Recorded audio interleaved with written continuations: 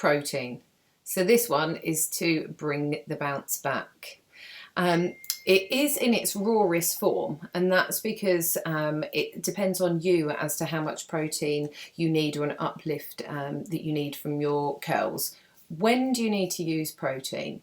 So my hair, I probably use protein on it every 3 months. I find I get to the point where I think, what is going on with my hair? Doesn't matter what I do, I wash my hair and it's going frizzy and crazy. So my advice is, if you are experiencing consistent frizz between a couple of wash days, your first stop is to deep treat.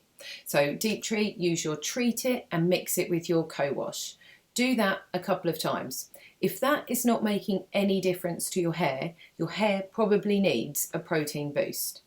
The reason we recommend to use the deep treat it first is because if you over moisturize your hair, it's generally okay and will keep fairly balanced. If you put too much protein in your hair can be very brittle and straw-like, and it can damage your hair. So you need to tread carefully when using protein. The other indicators that you need a protein bounce back is when you're losing your curl. So you'll wash your hair and during the course of the day your curls are just unraveling, falling out. They're not as tight as they normally are. It feels quite mushy, like it's got no natural hold to it.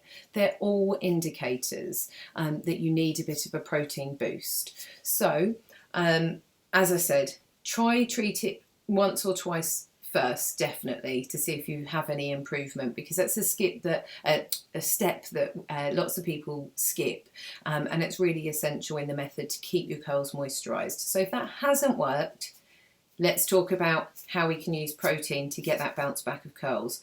You may have seen my posts on when I've used our protein treatment, because I love it. I always get to my wit's end and think, oh, what's going on?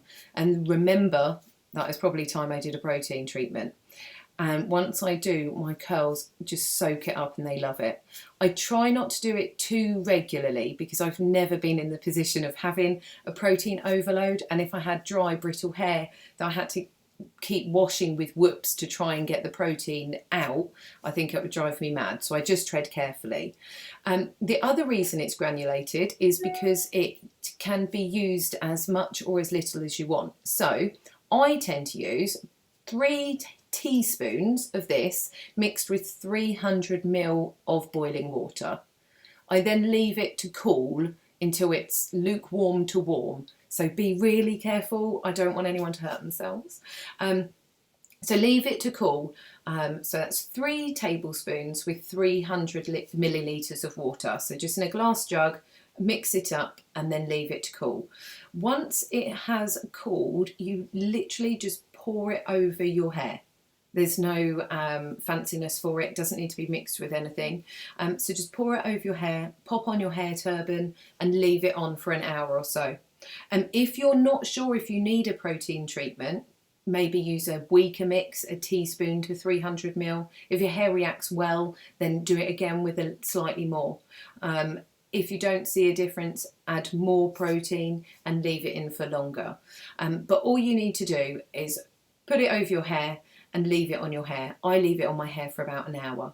Your hair will obviously go a bit jelly-like, so when you take your plop off, your hair sort of stays up here. So you need to use fairly warm water to wash it off. Not hot, because that's going to create frizz and damage, but just fairly warm water, and you need to work at it. So rinsing it off, rinse it thoroughly, and then co-wash, leave in, and those things, whichever you're choosing to use in whichever order for your normal wash day.